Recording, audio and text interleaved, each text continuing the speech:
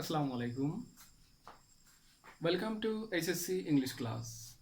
প্রিয় শিক্ষার্থী, আজ আমি তোমাদেরকে ইংরেজির একটি ব্যাপক গ্রামাটিক্যাল চ্যাপ্টার আলোচনা করতে যাচ্ছি।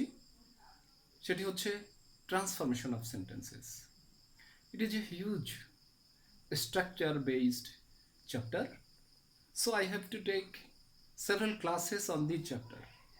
আশা করি তোমরা সমস্ত ক্লাসগুলো ধারাবাহিকভাবে ফলো করবে এবং উপকৃত হবে। আজ আমি তোমাদের সাথে কিভাবে একটি হাবোধক বাক্য, দ্যাট ইজ অ্যাফার্মেটিভ সেন্টেন্সকে কিভাবে নেগেটিভ সেন্টেন্সে রূপান্তর করতে হয় সেটি আলোচনা করব। Okay dear learners, let's start.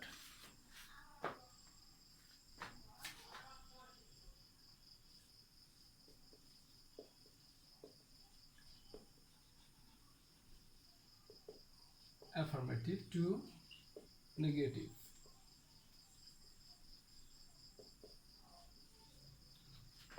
Rule number 1, আমরা কতিপয় সেন্টেন্স পাবো যেখানে সেই অ্যাফার্মেটিভ সেন্টেন্সগুলোতে অনলি থাকে। আমরা একে একে সেগুলোকে কিভাবে নেগেটিভ করতে হয় সেটি দেখছি। Only Rina can do it, এটি একটি অ্যাফার্মেটিভ সেন্টেন্স যেখানে অনলির উপস্থিতি রয়েছে ব্যক্তির পূর্বে অনলি অর্থাৎ কেবলমাত্র এই শব্দটি থাকলে সেই অনলির রিপ্লেসমেন্ট আমরা নান বাট করে দিলেই অর্থও ঠিক থাকবে, বাক্যটিও নেগেটিভ হয়ে যাবে।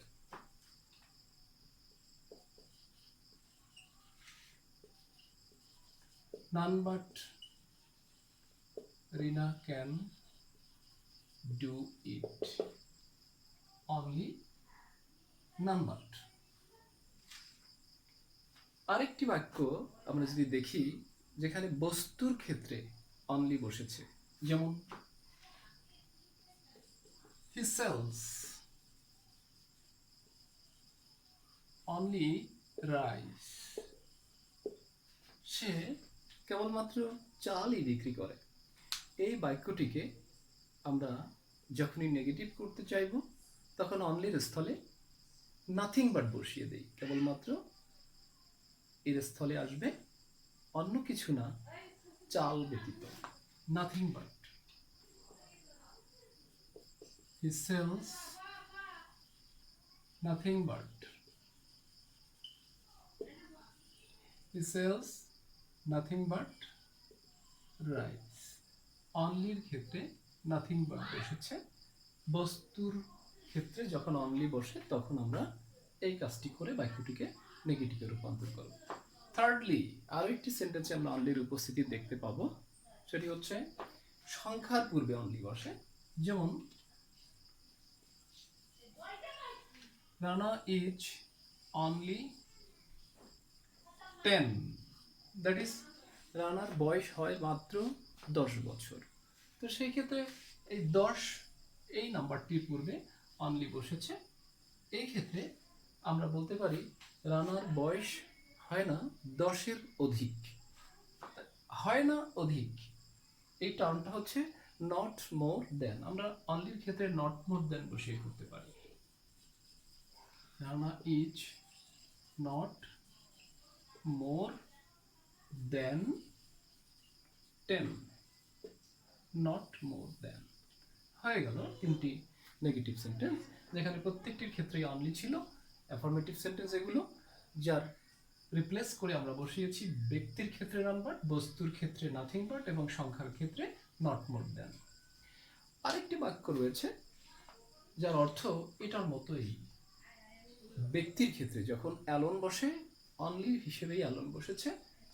বস্তু বা সংখ্যার ক্ষেত্রে অ্যালোন বসে না, বাট শুধুমাত্র ব্যক্তির ক্ষেত্রে বসে। সেক্ষেত্রে আমরা একটি উদাহরণ ড্র করতে পারি, দেখা যাক।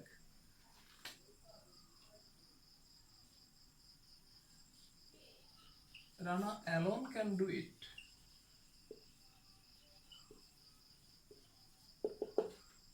একমাত্র রানাই ইহা করতে পারে। এক্ষেত্রে অ্যালন রানার পরে থাকলেও অনলি যেভাবে আগে ছিল এবং নাম্বার সেই আগেই বসেছিল, এখানেও নাম্বার বসিয়ে আমরা নেগেটিভ করব, বাট এই স্থানে না, রানার পূর্বে, ব্যক্তির পূর্বে নাম্বার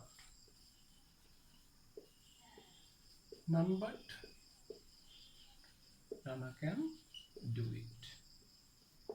এভাবে আমরা কেবলমাত্র অর্থে বাক্যগুলো অ্যাফার্মেটিভ যেগুলো রয়েছে সেগুলোকে আমরা নেগেটিভ করতে পারি। Rule number 1 is done.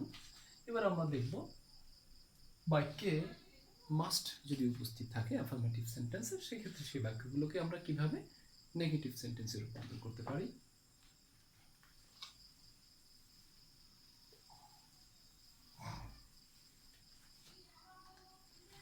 Rule number 2, you must do it. তুমি অবশ্যই এটি করবে। বাক্যে মাস্ট রয়েছে, মাস্টের স্থলে আমরা ইউ ক্যান নট বাট বসিয়ে দেব। You can not but do it. মাস্টের স্থলে ক্যান নট বাট বসবে, আর সব ঠিক থাকবে। তুমি ইহা না করে পারো না। ইউ মাস্ট ডু ইট, তুমি ইহা অবশ্যই করবে। এক্ষেত্রে আরেকটি অল্টারনেটিভ রয়েছে, যদি ক্যানট বাট না বসিয়ে ক্যানট হেল্প বসানো হয়, ইউ ক্যানট হেল্প, তখন ভার্বটির সাথে আইএনজি যোগ করতে হয়, ডুইং ইট। ওকে, ভার্বের সাথে আইএনজি আসবে। তো আরেকটি বিষয় এখানে লক্ষণীয়, যদিও দুটি শব্দ আমরা কন্ট্রাক্টেড করেছি, কিন্তু এখানে কন্ট্রাক্টেড ফর্ম না, দুটি শব্দ আলাদাভাবে বসে না, এটা ইনফর্মালি হয় ক্যান নট, এভাবে লেখা হয় না, ফর্মালি এটা এইভাবেই বসে। আর যদি কন্ট্রাক্টেড করা হয় কান্ট, এটি লক্ষ্য রাখতে হবে। অনেক সময় স্টুডেন্টরা ভুল করে ফেলে, আলাদাভাবে লিখে রাখে। রুল নাম্বার 2, এবার আমরা যাব রুল নাম্বার 3। সেখানে বাক্যে যদি এভরির উপস্থিত থাকে, যেমন every mother loves her child, এই বাক্যটিতে এভরি রয়েছে। এরকম অ্যাফার্মেটিভ সেন্টেন্সকে নেগেটিভ করতে গিয়ে আমরা এভরির স্থলে দেয়ার ইজ নো বসাবো। There is no, there is no. Next, বাকিটুকু ঠিক থাকবে। একটি চেঞ্জ আছে, সেটি হচ্ছে ভার্বটির পূর্বে একটি বার্ব বসাতে হবে। loves her child, there is no mother but loves her child। একটি পরিবর্তন, দুটি পরিবর্তন এখানে, there is no and but। এর আরো একটি বিকল্প রুল রয়েছে, সেটি হচ্ছে এরকম লেখা যেতে পারে, there is no mother who, তাহলে এটাকে নেগেটিভ ফর্মে নিতে হবে, who does not love her child। আরো একটি উপায় করা যায়, সেটি হচ্ছে এরকম করা যেতে পারে, no mother hates or dislikes লেখা যেতে পারে her child। বিভিন্নভাবেই করা যায়। বেসিক্যালি তোমাদের এই প্রথম দিকের যে রুলগুলো আমি লিখে দেব, এগুলো মনে রাখাই ভালো।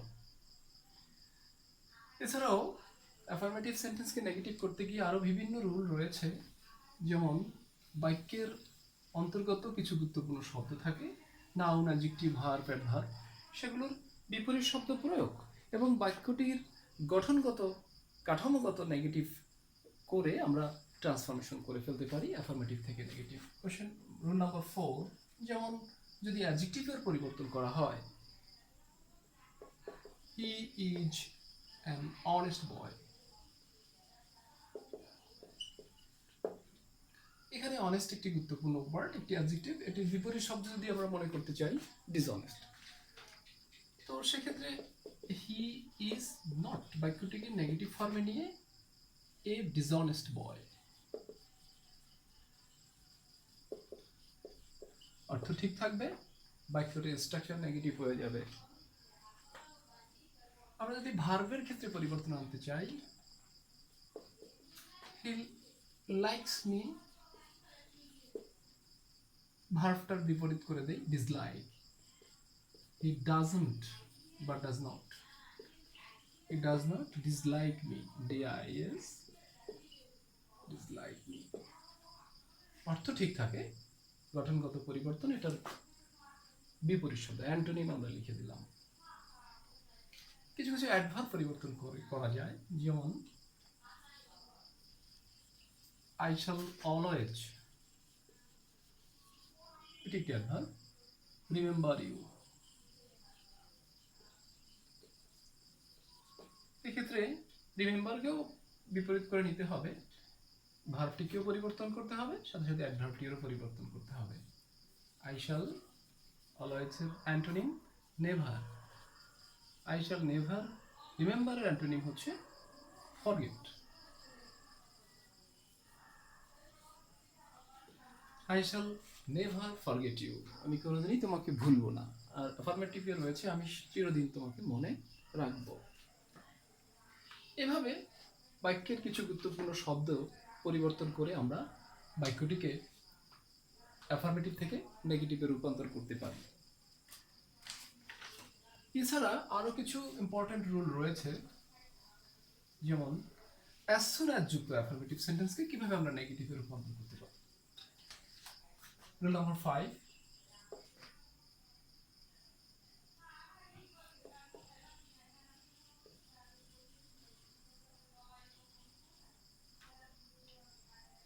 as soon as the cat saw the dog, কমা দিতে হবে, it ran away, যেই মাত্র বিড়ালটি কুকুরটিকে দেখলো ইহা দৌড়ে পালিয়ে গেল।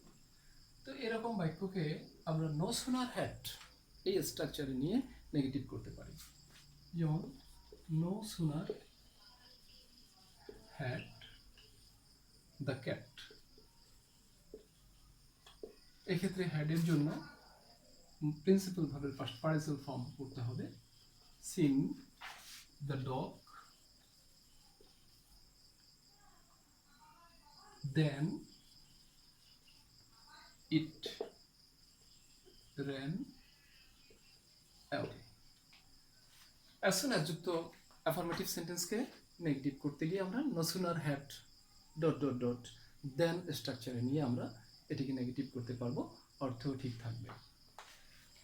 এছাড়া আরো অনেক রুল রয়েছে, যেমন আমরা আরেকটি বাক্য পেতে পারি টু ডট ডট টু স্ট্রাকচারের। Rule number probably 6,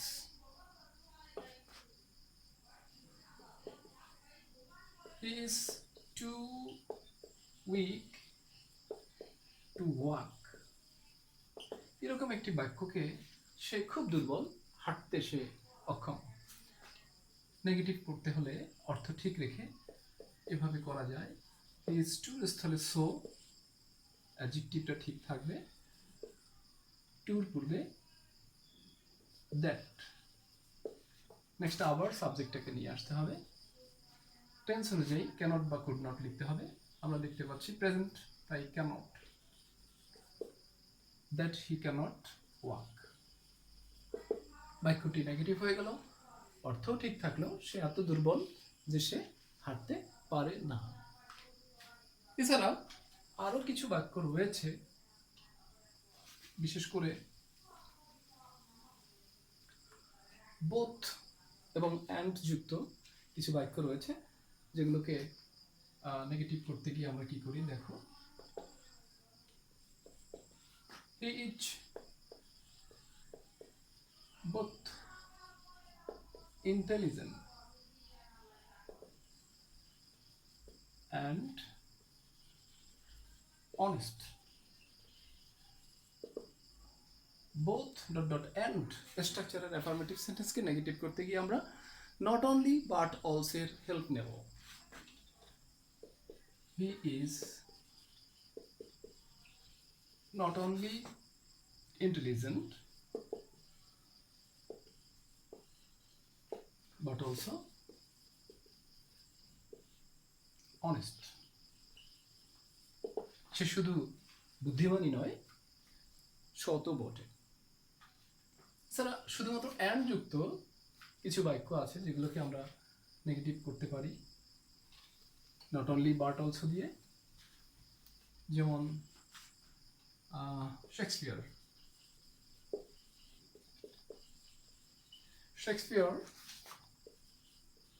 wrote dramas and poetry. এক্ষেত্রে আমরা করতে পারি Shakespeare wrote not only dramas but also poetry. Shakespeare wrote